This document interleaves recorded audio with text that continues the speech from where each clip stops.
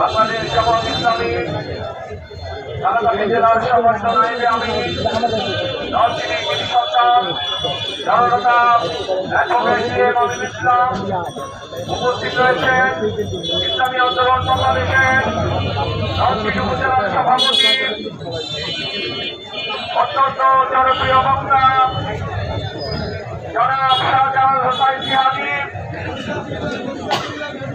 উপস্থিত রয়েছেন অন্যান্য নেতৃবৃন্দ, আমার সঙ্গে উপস্থিত সম্মানিত বরিশালবাসী, আসসালামু আলাইকুম ওয়া রাহমাতুল্লাহি ওয়া বারাকাতুহু।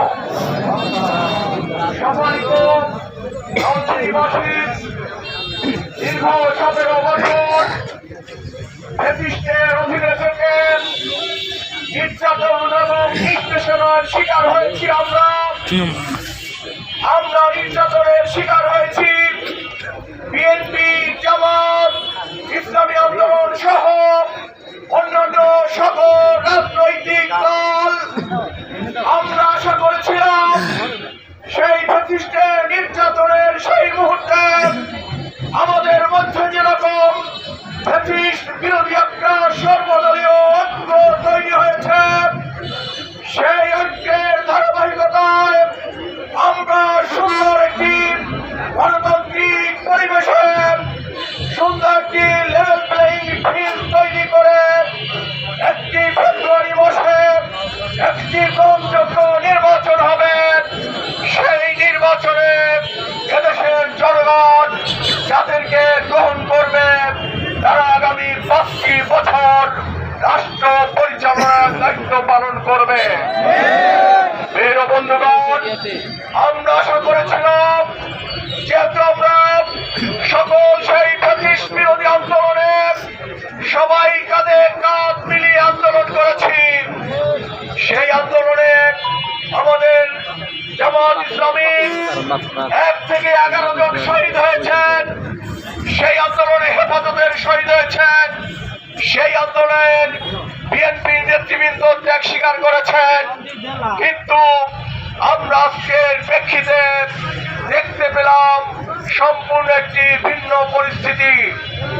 প্রিয় বন্ধুগণ, আমরা যে কাঁধে কাঁধ মিলিয়ে একটি গণতান্ত্রিক সরকার গঠনের জন্য গেছিলাম, আমরা বলেছিলাম এদেশের বাংলাদেশের স্বাধীনতা, বাংলাদেশের সার্বভৌমত্ব, বাংলাদেশের অখণ্ডতা, এদেশের আমাদের তাসদিব তামাদ্দুন আমাদের সংরক্ষণ করার জন্য আমরা জাতি, ধর্ম, বর্ণ, দল, মত নির্বিশেষে একটি সুন্দর বাংলাদেশ করব। আমরা আশা করেছিলাম অতীতের ভেদাভেদ হানাহানি ভুলে গিয়ে রাজনৈতিক একটি সুন্দর সংস্কৃতি আমরা উপহার দেব।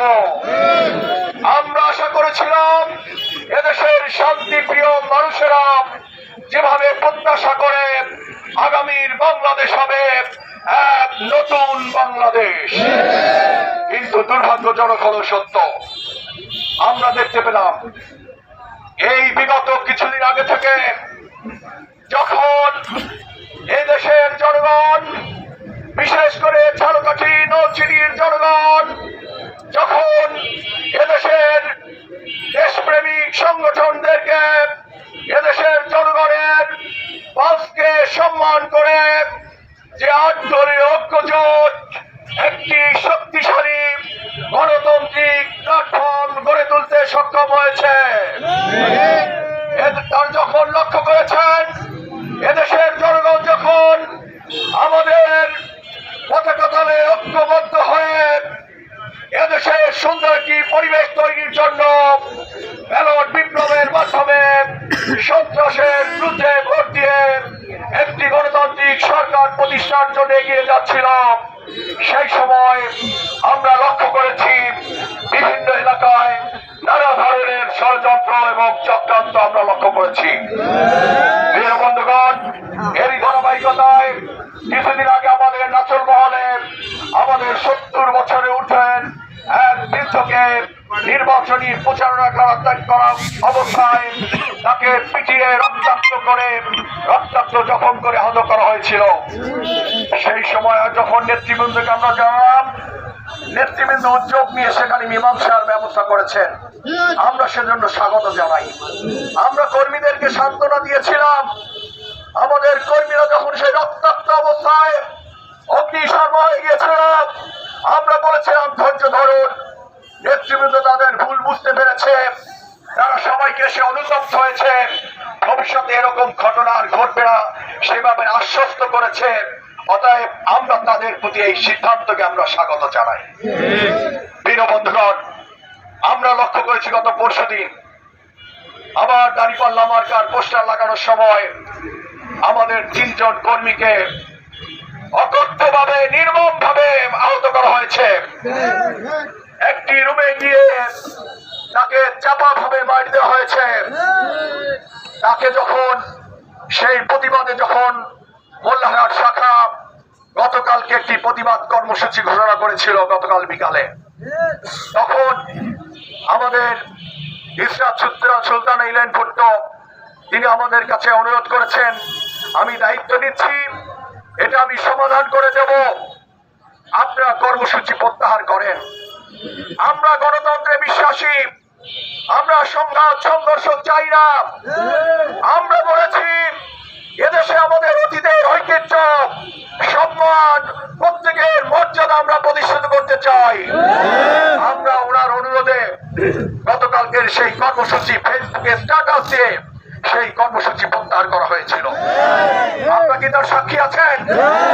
আমাদের সেই কর্মসূচি প্রত্যাহার করা হয়েছিল, কিন্তু দুর্ভাগ্যজনক হওয়া সত্য আমাদের একজন কর্মী বাজার শেষে বাসায় যাচ্ছিল হুন্ডা করে, সেই সময় তার গতিরোধ করে নির্মমভাবে তাকে হত্যার উদ্দেশ্যে তার গলায় মাফলার পেঁচিয়ে শ্বাস রোধ করে তাকে হত্যার উদ্দেশ্যে নির্যাতন চালানো হচ্ছিল একটি ঘরের মধ্যে বসে। আমাদের সেই সময় আমাদের মোল্লারহাট কলেজের লেকচারার, আমাদের এশিয়ান সেক্রেটারি, ওইখানকার ইউনিয়ন পরিষদের চেয়ারম্যান প্রার্থী আবুল কালাম আজাদ ভাইয়ের ছোট ভাই মনি ভাই সংবাদ পেয়ে তিনি ছুটে আসেন। সেখানে ছুটে আসার সাথে সাথে তাকেও নির্মমভাবে আহত করা হয়। সেই সংবাদ পেয়ে আমাদের আরো 4 জন কর্মী চলে আসে, প্রত্যেককেই আহত করা হয়েছে।